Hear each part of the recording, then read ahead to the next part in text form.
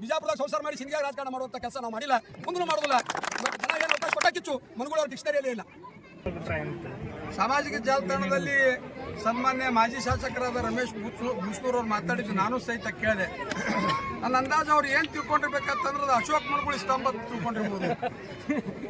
ಆದ್ರೆ ಅವ್ರಿಗೆ ಒಂದು ಮಾತನ್ನ ಹೇಳಕ್ ಬಯಸ್ತಾ ಇದ್ದೀನಿ. 3ನೇ ಶತಮಾನದಲ್ಲಿ ಆಗಿ ಹೋದಂಥ ಸಾಮ್ರಾಟ್ ಅಶೋಕರ ಸ್ತಂಭ ಅದು. ಇವತ್ತು ಈ ಜಗತ್ತಿನಲ್ಲೇ 3 ಮಂದಿ ಸಾಮ್ರಾಟರು, ಒಂದು ಅಶೋಕ, ಒಂದು ಅಕ್ಬರ, 3ನೇದು ಅಲೆಕ್ಸಾಂಡರ್. ಜಗತ್ತಿನಾಗ ಸಾವಿರಾರು ಮಂದಿ ರಾಜರಾಗಿ ಹೋಗ್ಯಾರ, ಆದ್ರೆ 3 ಮಂದಿಗೆ ಮಾತ್ರ ಇದು ಬಿರುದೈತಿ. ಇವತ್ತು 3ನೇ ಶತಮಾನದಲ್ಲಿ ಬೌದ್ಧ ಧರ್ಮವನ್ನು ಇವತ್ತು ಸ್ವೀಕಾರ ಮಾಡಿ ಶಾಂತಿ, ಸುವ್ಯವಸ್ಥತೆ ಮತ್ತು ಅಧಿಕಾರದ ಒಂದು ಹಂಚಿಕೆ ಇವೆಲ್ಲ ಅಂಶಗಳನ್ನು ಒಳಗೊಂಡು ಇವತ್ತು ಅಶೋಕ ಲಾಂಛನ ಇವತ್ತು ರಾಷ್ಟ್ರವನ್ನು ಇವತ್ತು ಅದಕ್ಕೆ ಆಯ್ಕೆ ಮಾಡ್ಕೊಂಡದು. ನಮ್ಮ ರಾಷ್ಟ್ರ ಲಾಂಛನ ಅಂತೇಳಿ ಇವತ್ತು ನಾವು ಸ್ವೀಕಾರ ಮಾಡಿದ್ದೀವಿ. ಸನ್ಮಾನ್ಯ ರಮೇಶ್ ಬೂಸ್ನೂರ್ ಅವರು ಯಾ ಅಶೋಕ್ ಸ್ತಂಭ, ಯಾ ಅಶೋಕ್ ಚಕ್ರ ಯಾರಿಗೆ ಬೇಕಾಗಿತ್ತು ಅಂತ ಕೇಳ್ಯಾರಲ್ಲ. ಮುಂದಿನ ದಿನಮಾನಗಳಲ್ಲಿ ಯಾ ಅಂಬೇಡ್ಕರ್ ಅವರು, ಯಾ ಗಾಂಧೀಜಿ ಅವರು, ಯಾ ಭಾರತ ಅನ್ನುವ ಒಂದು ಮಾತು ಅವ್ರ ಬಾಯಿಲಿಂದ ಆದಷ್ಟು ಬೇಗನೆ ಬರ್ತೈತೆ ಅಂತೇಳಿ ನನ್ನೊಂದು ಅನಿಸಿಕೆ. ಯಾಕಂತಂದ್ರೆ ಇವತ್ತು BJP ಅವರು, ಭಾರತೀಯ ಜನತಾ ಪಕ್ಷದವರು ದೇಶ, ರಾಷ್ಟ್ರ, ದೇಶಾಭಿಮಾನ ಅನ್ನುವ ಪ್ರತಿಯೊಂದು ಹಂತದಲ್ಲಿ ಭಾಷಣ ಮಾಡ್ತಾರೆ. ನಿಮಗೆ ದೇಶದ ಬಗ್ಗೆ ಪರಿಕಲ್ಪನೆ ಇಲ್ಲ, ಅಶೋಕ್ ಅವ್ರ ಬಗ್ಗೆ ಪರಿಕಲ್ಪನೆ ಇಲ್ಲ, ಮಹಾತ್ಮ ಗಾಂಧೀಜಿಯವ್ರ ಬಗ್ಗೆ ಪರಿಕಲ್ಪನೆ ಇಲ್ಲ, ಡಾಕ್ಟರ್ ಬಾಬಾ ಸಾಹೇಬ್ ಅಂಬೇಡ್ಕರ್ ಬಗ್ಗೆ ಪರಿಕಲ್ಪನೆ ಇಲ್ಲ. ಈ ದೇಶ ಕಟ್ಟಿರುವಂಥ ಇವತ್ತು ಶರಣರು, ಸಂತರು, ಮಹಾಂತರು, ಇವತ್ತು ನಾಯಕರಾದಂಥವ್ರಿಗೆ ನಾವು ಸ್ಮರಣೆ ಮಾಡ್ಕೋಬೇಕು. ಗಾಂಧೀಜಿಯವ್ರ ಪುತ್ಥಳಿ ಯಾಕೆ ನಿರ್ಮಾಣ ಮಾಡ್ತೀವಿ? ಅಶೋಕ್ ಸ್ತಂಭ ಯಾಕೆ ನಿರ್ಮಾಣ ಮಾಡ್ತೀವಿ? ಸಂಗೊಳ್ಳಿ ರಾಯಣ್ಣರ ಇವತ್ತು ಮೂರ್ತಿ ಯಾಕೆ ಪ್ರತಿಷ್ಠಾಪನೆ ಮಾಡ್ತೀವಿ? ಕನಕದಾಸರ ಮೂರ್ತಿ ಯಾಕೆ ಪ್ರತಿಷ್ಠಾಪನೆ ಮಾಡ್ತೀವಿ ಅಂದ್ರೆ ಅವರು ಬಿಟ್ಟು ಹೋದಂಥ ಆಚಾರ ವಿಚಾರ, ಅವರು ಬಿಟ್ಟು ಹೋದಂಥ ಆದರ್ಶಗಳು ಮುಂದಿನ ನಮ್ಮ ಪೀಳಿಗೆಗೆ ವರ್ಗಾಯಿಸಬೇಕು ಅನ್ನೋ ನಿಟ್ಟಿನಲ್ಲಿ ಇಂಥ ಏನು ಸರ್ಕಲ್ಗಳನ್ನು ನಿರ್ಮಾಣ ಮಾಡ್ತೀವಿ. ಜಗತ್ತಿನಾಗ ಭಾಳ ಮಂದಿ ಸಾಯ್ತಾರ, ಭಾಳ ಮಂದಿ ಹುಡ್ತಾರೆ, ಎಲ್ಲರದು ಸರ್ಕಲ್ ಮಾಡ್ಲಿಕ್ಕೆ ಆಗೋದಿಲ್ಲ. ಈ ದೇಶಕ್ಕೆ ಇವತ್ತು ತ್ಯಾಗ ಬಲಿದಾನಗಳ ಮೂಲಕ ಈ ದೇಶವನ್ನು ಕಟ್ಟಿರುವಂಥ ಮಹಾನ್ ನಾಯಕರ ಇವತ್ತು ಮೂರ್ತಿ ಪುತ್ಥಳಿಗಳನ್ನು ನಾವು ನಿರ್ಮಾಣ ಮಾಡ್ತೀವಿ. ಇವತ್ತು ಬೂಸ್ನೂರ್ ಅವರು ಹೇಳ್ತಾರೆ ಅಶೋಕ್ ಮನುಗುಳಿ ಬಂಡನ ಅಂತೇಳಿ. ನಿನ್ನೆ ನಾ ಕೇಳಿದೆ, ಬಂಡತನ ಅಶೋಕ್ ಮನುಗುಳಿ 2.5 ವರ್ಷನಾಗ ಮಾಡಿಲ್ಲ. ನೀವೇನು ಬಂಡತನ ಮಾಡ್ತೀರಾ ಅಂದ್ರೆ ನಿನ್ನೆ ಒಂದು ಇವತ್ತು ಹಿಂದೂ ಇದು ಆಯ್ತು, ಏನು ಮಹಾಸಮಾವೇಶ ಆಯ್ತು. ಹಿಂದೂ ಸಮಾವೇಶಕ್ಕೆ ಸಂಘಟನೆಗೋಸ್ಕರ ನಿಮ್ದು ಏನೂ ಕೊಡುಗಿಲ್ಲ. ಇಲ್ಲಿರುವಂಥ ರಾಷ್ಟ್ರಭಕ್ತರು ಬಹಳ ಮಂದಿ ಅರ ಸಿಂದಗಿ ನಗರದಲ್ಲಿ. ಅವರು ಕಳೆದ 15 ದಿವಸಗಳಿಂದ ಸಂಘಟನೆ ಮಾಡಿ ದೇಣಿಗೆ ಸಂಗ್ರಹ ಮಾಡಿ ಇವತ್ತು ಎಲ್ಲ ಅತಿಥಿಗಳಿಗೆ ಗಣ್ಯಮಾನ್ಯರಿಗೆ ಆಹ್ವಾನ ಮಾಡಿ ಅದ್ದೂರಿಯಾದ ಕಾರ್ಯಕ್ರಮ ಆಚರಿಸ್ಕೊಂಡಾರ. ನೀವು ಹೋಗಿ ರಾಷ್ಟ್ರ ಧ್ವಜ ಹಿಡಿದು, ಕೇಸರಿ ಧ್ವಜ ಹಿಡಿದು ಏನು ಪ್ರದರ್ಶನ ಮಾಡಿ ನಾವೇ ಮಾಡಿವತ್ತೆ ಅಂತ ತೋರಿಸ್ಲಿಕ್ಕತ್ತಿರಲ್ಲ, ಅದು ನಿಜವಾದ ಬಂಡತನ. ಪೀರು ಕೆರೂರ್ ಅವರು ರೈತರ ಪರವಾಗಿ ಯರಗಲ್ BKಯಲ್ಲಿ ಕಬ್ಬಿನ ಹೋರಾಟದ ಸಂಬಂಧ ಉಪವಾಸ ಕೂತಿದ್ರು. ಅವರು ರೈತರಿಗೆ ತಗೊಂಡು ಉಪವಾಸ ಕೂತಿದ್ರು, ದರ ಹೆಚ್ಚು ಮಾಡ್ರಂತೇಳಿ. ನೀವೇನು ಹೋಗಿ BJP ಅವ್ರು ಭಾಷಣ ಮಾಡಿ ಶಾಲಾಹಾರ ಹಾಕೊಂಡ್ ಬಂದಿರಲ್ಲ, ನಾವೇ ಬಗೆಹರಿಸಿವನವ್ರ, ಅದು ನಿಮ್ಮ ಬಂಡತನ.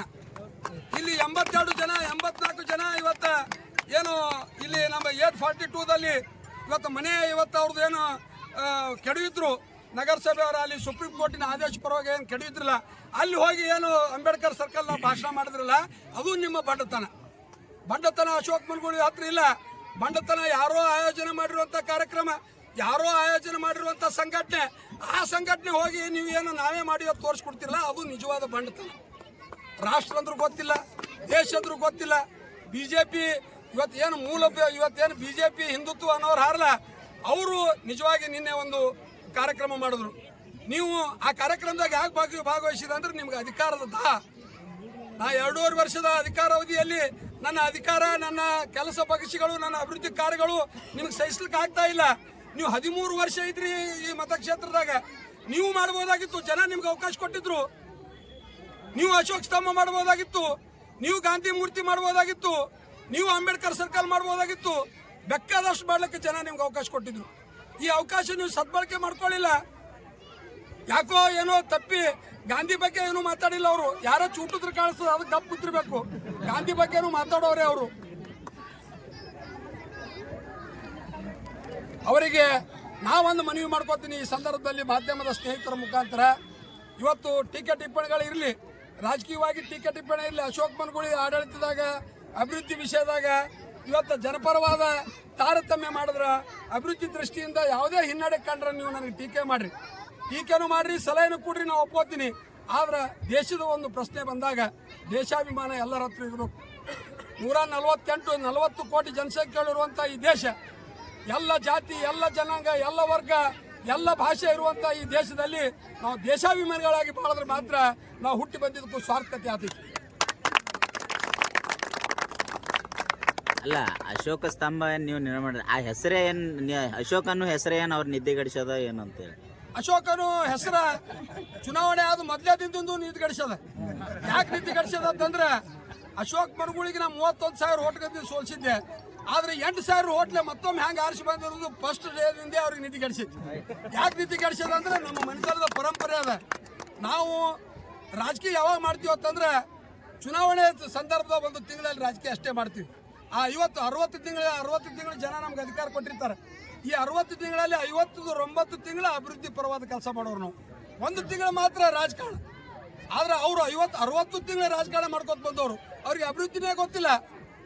ಅವ್ರಿಗೆ ಅವಕಾಶ ಇತ್ತು, ಅವ್ರದೇ ಸರ್ಕಾರ ಇತ್ತು, ಅವರೇ ಶಾಸಕರಿದ್ರು, ಸಾಕಷ್ಟು ಅವಕಾಶಗಳಿದ್ರು ಸಹಿತ ಅವರು ಏನದ ಈ ಯಾವ ಕೆಲಸಕ್ಕೂ ಇವತ್ತು ಆಸಕ್ತಿ ಕೊಡದೆ ಇವತ್ತು ಅಂತ ಒಂದು ಸದಾವಕಾಶವನ್ನು ಇವತ್ತು ಕಳ್ಕೊಂಡಾರ. ಅದಕ್ಕೆ ಅವ್ರಿಗೆ ನಿದ್ದೆ ಹತ್ತಲಾಗ್ಯದ. ಇದು ಒಂದೇ ಮಾತು. ಎರಡನೇ ಮಾತು, ಮೇಲಿಂದ ಮೇಲೆ ಸಿಂದಗಿ ಗೋಲ್ಗೇರಿ ರಸ್ತೆ ಹೇಳ್ತಾರೆ. ಸಿಂದಗಿ ಗೋಲ್ಗೇರಿ ರಸ್ತೆ ನನ್ನ ಅಧಿಕಾರಾವಧಿಯಲ್ಲಿ ಕೆಟ್ಟಿದ್ದಲ್ಲ. 15 ವರ್ಷಗಳಿಂದ ಇವತ್ತು ಇದು ಕೆಟ್ಟೈತಿ. ಆ ರಸ್ತೆ ಸಿದ್ದೇಶ್ವರ ಪರಮ ಪೂಜ್ಯರು ಒಂದು ಕಾರ್ಯಕ್ರಮಕ್ಕೆ ಬಂದಿದ್ರತ್ತ, ಯಾವುದೋ ಒಂದು ಕಾರ್ಯಕ್ರಮ ಬಂದಾಗ ಅವ ಅಪ್ಪವ್ರ ಕೆಳಗೆ ಇಳಿ ಬಂದಾಗ ಡೋರ್ ತೆಗಿಲಿಕ್ಕೆ ಬಂದತ್ತ ಒಬ್ಬ ಭಕ್ತ. ಡೋರ್ ಇಳಿಕ್ ಬಂದಾಗ ನೋಡಿದತ್ತ, ಅಜ್ಜವ್ರ ನಿಮ್ಮ ಶರ್ಟ್ ಹರಿದ ನೋಡ್ರಿ ಇಲ್ಲಿ ಮೂಲ್ಯಾಗ ಅಂತ ಕೇಳಿದ್ರು. ಅವ ಭಕ್ತ ಅನ್ನತ್ತ. ಸಿದ್ದೇಶ್ವರ ಸ್ವಾಮಿಗಳು ಏನಂದ್ರತ್ತ, ಹರಿದಿದ ಕಡೆ ಯಾಕೆ ನೋಡ್ತೀವ, ಇಡೀ ಅಂಗಿನೇ ಚಲೋ ಅದ, ಅಂಗಿ ನೋಡ್ನಿ, ಹರಿದಿದ ಕಡೆ ಯಾಕೆ ನೋಡ್ತೀನಿ ಅಂದ್ರತ್ತ. ಹಾಗೆ ನನ್ನ ಪರಿಸ್ಥಿತಿ ಆಗ್ಯದ. ನಾವು ಮಾಡಿದಂಥ ಅಭಿವೃದ್ಧಿ ಕಾರ್ಯಗಳನ್ನ ನೋಡ್ರಿ. ಇವತ್ತು ಏನು ಎಂಕಂಚಿ ರೋಡ್ ಒಂದೇ ಹೇಳ್ತೀರಿ ನೀವು, ಆ ರೋಡ್ ಮೇಲೆ ಅಟ್ಟೆ ತಿರುಗಾಡ್ತೀರಿ ಕಾಣಿಸ್ತದೆ. ಬಿಜಾಪುರದಾಗ ಮನಿ ಅದ, ಸೀದಾ ಬೈಪಾಸಿಗೆ ಬರ್ತೀರಿ, ಬೈಪಾಸ್ ತಿಂದು ಹೋಗ್ತೀರಿ. ನಿಮ್ಗೇನು ಗೊತ್ತಿಲ್ಲ, ಸಿಂದಗಿ ನಗರದಲ್ಲಿ ಸ್ಥಳೀಯವಾಗಿ ವಾಸ ಮಾಡ್ತೀನಿ, ಇಲ್ಲಿವೇ ಹಾಲು ಕುಡಿತೀನಿ, ಇಲ್ಲೇ ಇಸ್ತ್ರಿ ಮಾಡಿಸ್ತೀನಿ, ಇಲ್ಲೇ ಕಟ್ಟಿಂಗ್ ಮಾಡ್ಕೋತೀನಿ, ಇಲ್ಲೇ ಕಾಯಿಪಲ್ಯ ತೋತೀನಿ, ಎಲ್ಲ ಸಿಂದಗಿಯಾಗ ನನ್ನ ಸಂಸಾರ. ಜನ ಏನು ಅವಕಾಶ ಕೊಟ್ಟಾರ, ಈ ಅವಕಾಶವನ್ನು ಅತ್ಯಂತ ಒಳ್ಳೆ ರೀತಿಯಿಂದ ಸದ್ಬಳಕೆ ಮಾಡಿಕೊಂಡು ಪ್ರತಿಯೊಂದು ವಿಭಾಗಗಳಲ್ಲಿ, ಪ್ರತಿಯೊಂದು ಇವತ್ತು ಇಲಾಖೆಯಲ್ಲಿ ಅನುದಾನವನ್ನು ತಂದು ಜನರು ನಮ್ಮ ಪಕ್ಷದ ಮೇಲೆ, ನಮ್ಮ ಮೇಲೆ, ನಮ್ಮ ಸ್ಥಳೀಯ ಮುಖಂಡರ ಮೇಲೆ ಇಟ್ಟಂಥ ವಿಶ್ವಾಸ, ಅಭಿಮಾನವನ್ನು ಉಳಿಸ್ಕೊಂಡು ಹೋಗ್ಬೇಕು ಅನ್ನೋ ಪ್ರಯತ್ನ ಬಿಟ್ಟರೆ ಮತ್ತೊಂದು ಏನೂ ಇಲ್ಲ. ಮುಂದೆ 2028 ಚುನಾವಣೆ ಬರ್ತದೆ. ಜನರಿಗೆ ಕೇಳ್ತೀವಿ, ನಾವು ಕೆಲಸ ಮಾಡೀವಿ, ಜನರ ಮಧ್ಯೆ ಇದ್ದೀವಿ, ಜನರ ಕಷ್ಟ ಕಾರ್ಪಣ್ಯದಲ್ಲಿ ಭಾಗವಹಿಸಿವಿ, ನಮ್ಮ ಕೈಲಾದಷ್ಟು ಮಟ್ಟಿಗೆ ಇವತ್ತು ಅಭಿವೃದ್ಧಿ ಕಾಮಗಾರಿಗಳು ಮಾಡೀವಿ, ನಮ್ಗೆ ಮತ್ತೊಮ್ಮೆ ಮತ ಕೊಡೋದು ಕೇಳ್ತೀವಿ. ನಿರ್ಣಯ ಮಾಡೋರು ಯಾರಪ್ಪ ಅಂತಂದ್ರೆ ಅದು ಜನರು. ಕೊನೆ ನಿರ್ಣಯ ಯಾರು ಮಾಡ್ತಾರಂತಂದ್ರೆ ಅದು ಜನರು. ಜನತಾ ನ್ಯಾಯಾಲಯದಲ್ಲಿ ನಿರ್ಣಯ ಆಗ್ತದೆ. ಸೋಲು ಬಂದ್ರೆ ಸೋಲು ಒಪ್ಕೋಬೇಕು, ಗೆಲುವು ಬಂದ್ರೆ ಗೆಲುವು ಒಪ್ಕೋಬೇಕು. ಆ ನಿಟ್ಟಿನಲ್ಲಿ ಇವತ್ತು ರಾಜಕಾರಣ ಮಾಡಬೇಕು ಹೊರತು ದ್ವೇಷ, ಅಸೂಯೆ, ಇವತ್ತು ಹೊಟ್ಟೆ ಕಿಚ್ಚು ಮನುಗುಳಿಯವರ ಡಿಕ್ಷನರಿಯಲ್ಲಿ ಇಲ್ಲ. ದ್ವೇಷ, ಅಸೂಯೆ, ಹೊಟ್ಟೆ ಕಿಚ್ಚು ಮನುಗುಳಿಯವರ ರಾಜಕಾರಣದ ಡಿಕ್ಷನರಿಯಲ್ಲಿ ಇಲ್ಲ. ಆ ಶಬ್ದಗಳು ನಾವು ಓದೇ ಇಲ್ಲ. ಆ ಶಬ್ದಗಳು ಬೈಪಾಟ್ ಮಾಡಿದವರು ಯಾರಪ್ಪ ಅಂತಂದ್ರೆ ಸನ್ಮಾನ್ಯ ರಮೇಶ್ ಬೂಸ್ನೂರು.